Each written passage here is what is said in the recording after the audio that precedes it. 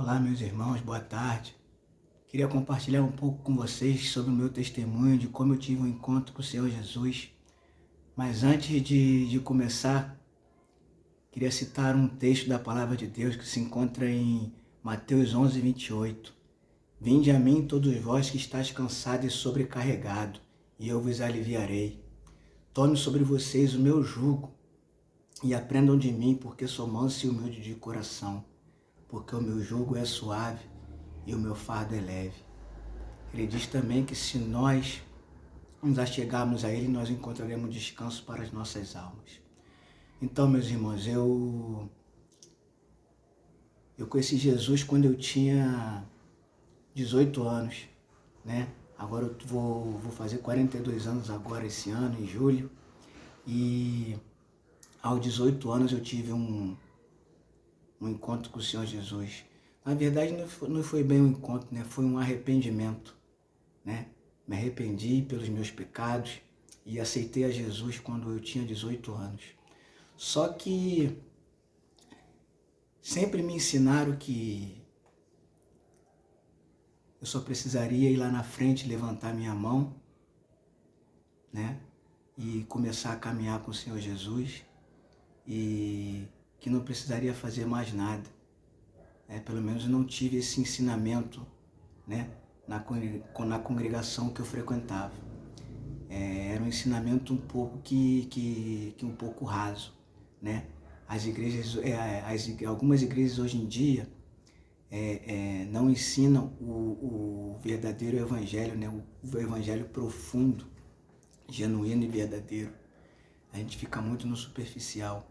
E eu fui mais um desses que vivia no superficial, né? Não conhecia Jesus de andar com Ele, de ser íntimo dEle, né? A primeira coisa que eu tenho para falar para vocês, quando a gente aceita Cristo, né? Muitos falam assim, depois que eu aceitei o Senhor, né? Que eu estou frequentando a igreja, as coisas pioraram. Não é que as coisas pioraram, é porque, na verdade, os seus olhos foram abertos. Porque as coisas já estavam pior, só que você não via. Porque a palavra diz que o inimigo, ele cegou, né? Ele cega as pessoas. Então, na verdade, a sua vida não piorou. Você só abriu os seus olhos. E toda semente, né, para dar uma árvore, para dar uma planta, ela primeiro precisa ser plantada e ela precisa morrer. Então, quando você aceita Cristo, você está morrendo para esse mundo. Então, é como se Ele estivesse plantando e você precisa morrer de uma maneira genuína para que você cresça e comece a dar frutos, né? Então, eu aceitei a Jesus com 18 anos, só que eu vivi um evangelho muito raso, né? E depois de algum tempo eu vivia um pouco na igreja, um pouco no mundo, um pouco na igreja, um pouco no mundo. Porque, na verdade, eu pensava que eu tivesse tido um encontro verdadeiro com o Senhor, mas eu tive apenas um arrependimento, né? Porque depois que você tem um encontro verdadeiro com o Senhor Jesus, não tem mais como você voltar atrás. Então, algumas pessoas vivem, né?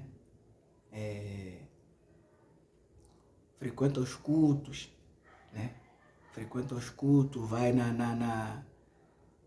frequenta a Santa Ceia, vai na escola dominical, mas não teve realmente a mente transformada ainda, né? Não teve um encontro verdadeiro com o Senhor Jesus.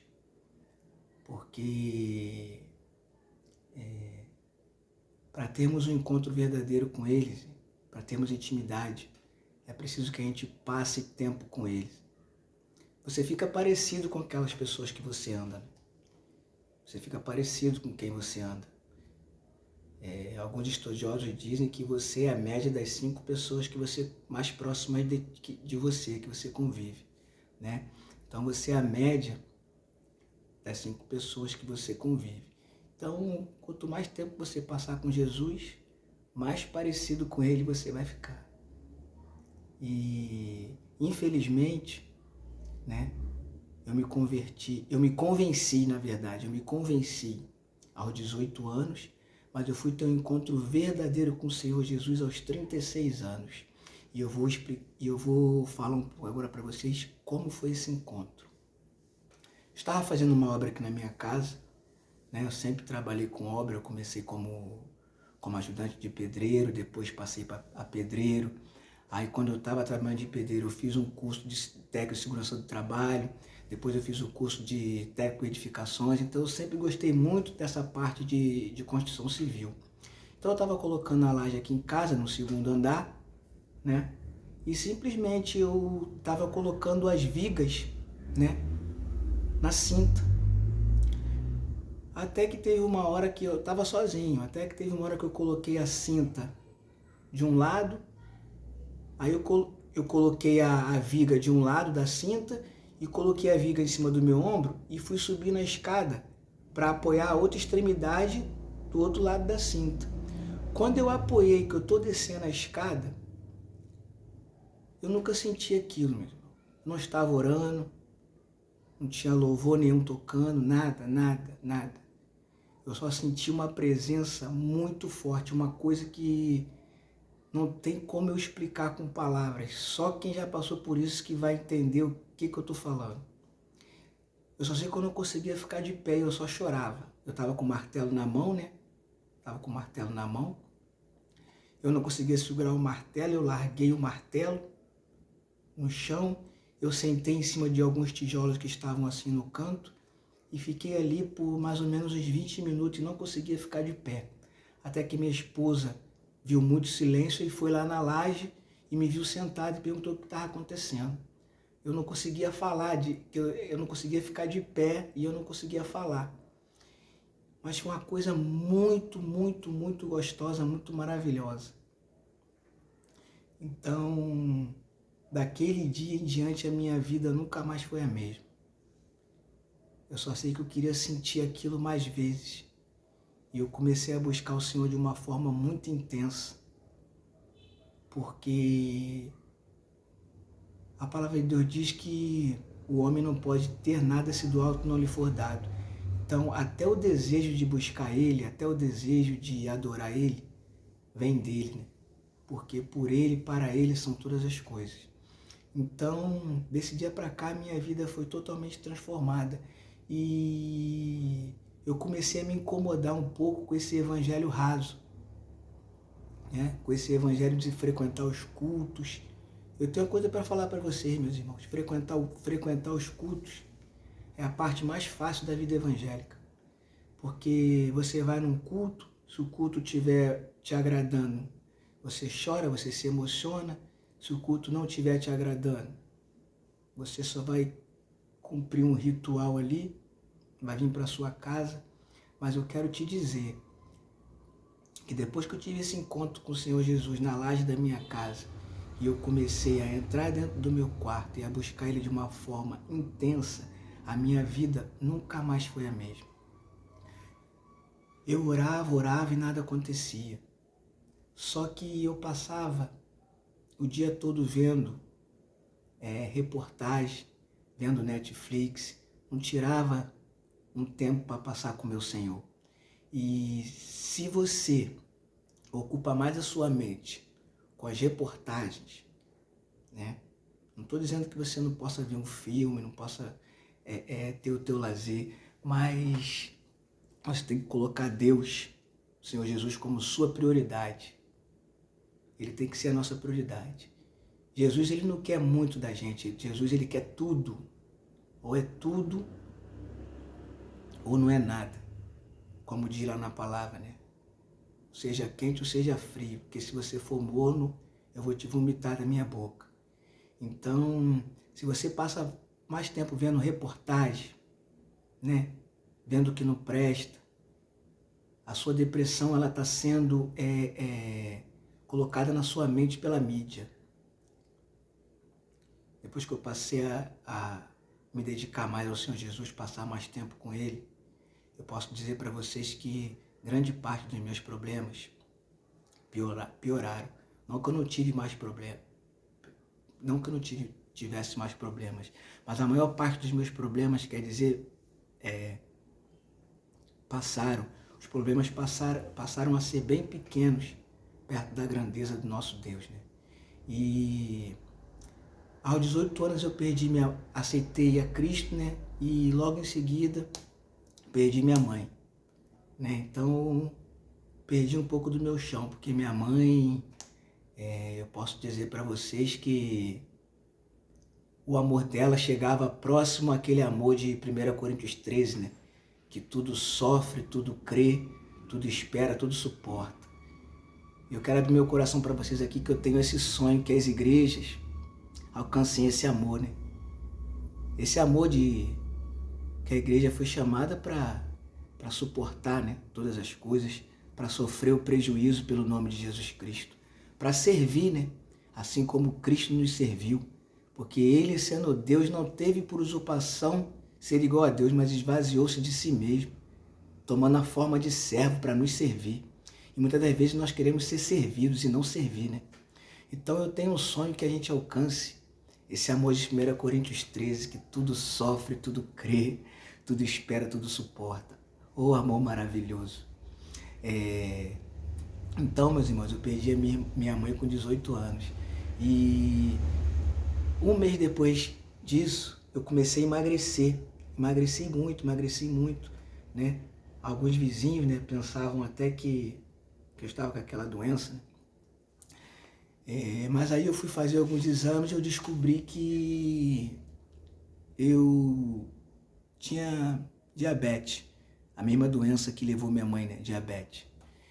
Então, aquilo ali foi um baque para mim, fiquei muito magro, né? Aí depois, sabe que por um jovem de 18 anos, fazer dieta, né? E tudo mais é complicado.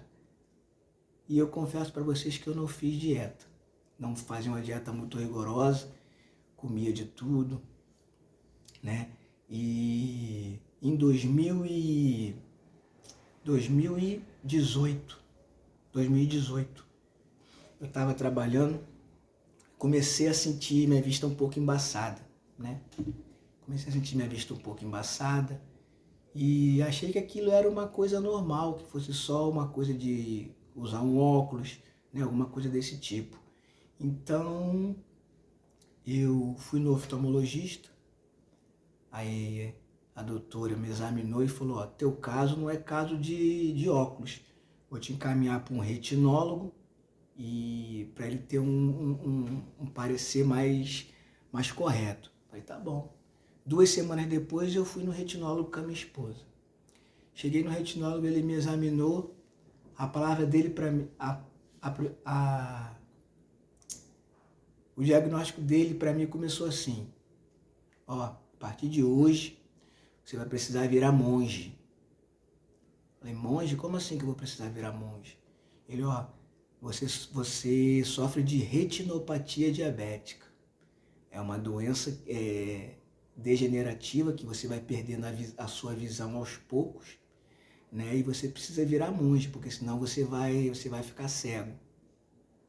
Aquilo ali foi um choque, acho que mais para minha esposa do que para mim, porque eu fiquei assim, né? Mas como eu sou muito brincalhão, eu costumo levar a vida brincando, né? Me divertindo. E foi um baque maior para minha esposa do que para mim. Aí, isso foi em 2018. Aí eu enxergava, né? Embaçado, mas enxergava normal, conseguia ler, lia meus livros. Até que um dia eu fui cortar o cabelo, né? Numa barbearia aqui perto da minha casa, e comecei a ver uns pontinhos pretos na minha vista. Tipo que umas moscas assim, né? Na vista direita. Aí eu falei, caramba, o que será isso? Aí eu saí do cabeleireiro. Quando eu cheguei em casa, do nada a minha visão direita apagou. Não enxergava mais. Fiquei enxergando só da esquerda. Aí corri, né? Nessa época eu tinha plano de saúde, eu trabalhava numa empresa, uma construtora paulista, eu tinha plano de saúde. Então eu corri, fiz todos os exames.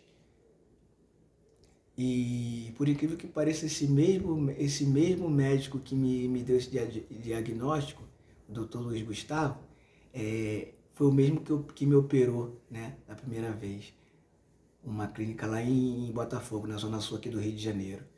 Aí eu fui para lá, né, fiz todos os exames, ele me operou. Ele me operou, né, aí eu voltei a enxergar, não dessa vista, não 100%, mas posso dizer que uns 60%, 70%. Pode dizer que seja isso. Aí, tudo bem, aí continuei, né, o tratamento. Aí, em 2019, né, 2020, passou para outra vista, né? Estava na esquerda, eu operei a esquerda, aí passou para a direita. Aí da direita eu não enxergo nada. Se eu tampar a mão aqui, ó, eu não vejo vocês. Eu não vejo o telefone, entendeu? Se eu tapar esse meu olho esquerdo, né? Só vejo com o esquerdo agora. Eu tô para operar o direito, já tá tudo encaminhado. É porque, como eu saí da empresa, eu perdi o plano de saúde, então eu tô pelo SUS.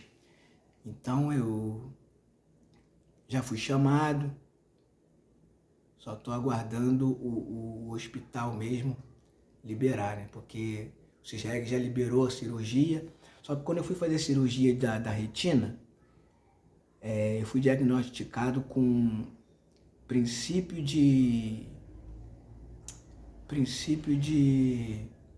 Não é glaucoma não, esqueci o nome, daqui a pouco eu lembro. Então eles querem fazer essas duas cirurgias conjuntas ao mesmo tempo, né? Então eles marcaram, tive que entrar na fila do CISREG de novo, mas já foi liberado. Agora eu estou na fila do hospital aguardando para cirurgia. Estou contando isso tudo para você, meu, por quê? Porque apesar dessas aflições todas, porque o nosso Senhor Jesus falou que no mundo nós teríamos aflições, mas que era para a gente ter bom ânimo, porque Ele venceu o mundo. Apesar de todas essas aflições, eu quero dizer para você que está passando por alguma dificuldade, ou seja uma enfermidade, ou seja um desemprego, ou seja qualquer necessidade que for, existe um lugar no Senhor Jesus que é possível a gente viver acima de tudo isso, acima da doença, acima da enfermidade, acima da morte, acima de todas as coisas, porque está escrito: quem pode nos separar do amor de Deus que está em Cristo Jesus? A morte, a vida, demônios, principados, potestades, a tribulação, a doença, a enfermidade, nada pode nos separar do amor de Deus que está em Cristo Jesus. Então existe um lugar, meu irmão, acima de tudo isso, acima das doenças, acima das dificuldades, entendeu? É só nós passarmos mais tempo com Ele. Nós precisamos passar mais tempos com o Senhor Jesus. Nós precisamos buscar mais, orar mais, ler mais a Tua Palavra. Está tudo ali, meu irmão. Está tudo à nossa disposição, né? Eu vi uma coisa interessante uma certa vez, um pastor falando que quando ele chegasse no céu, ele ia perguntar assim para Moisés: caramba, Moisés, deve ter sido o máximo, né, cara? Pô, você ter feito tantos sinais e maravilhas, né? Deus abriu o mar vermelho através de você, né? Deus fez tantas coisas. Aí Moisés vai virar e vai falar pra gente assim: cara, mas vou te falar uma coisa, eu ficava lá do céu, rapaz, eu tinha uma inveja de vocês, rapaz. Aí esse pastor falou assim: pô, mas por que, Moisés? A gente não fez nenhum sinal, nenhuma maravilha. Rapaz, você tem noção do que vocês tinham habitando dentro de vocês? O próprio Deus habitar dentro de vocês, nós não tivemos isso. Nós não tivemos esse privilégio de ter o Espírito Santo habitando dentro de nós. Nós não tivemos esse privilégio. E hoje em dia nós temos esse privilégio e muitas das vezes a gente não dá nem importância, né? O que é você ter o Deus Todo-Poderoso, Criador dos céus e da terra, habitando dentro de você. Meu irmão, isso é uma coisa maravilhosa. Uma coisa maravilhosa. O que eu quero dizer para você é o seguinte: saia desse evangelho raso. Saia desse evangelho que só promete te dar coisas materiais. Entendeu? Porque se esperamos por Deus somente nessa vida, somos o mais miserável de todos os homens. Sai desse evangelho raso, meu irmão. Vai para o profundo. Vai para o evangelho do poder. O evangelho que não consiste só em palavras, mas em poder e autoridade. É esse evangelho que nós precisamos buscar. O poder, a presença do Espírito Santo, cada vez mais e mais. Oh, meu irmão, não apague o Espírito Santo.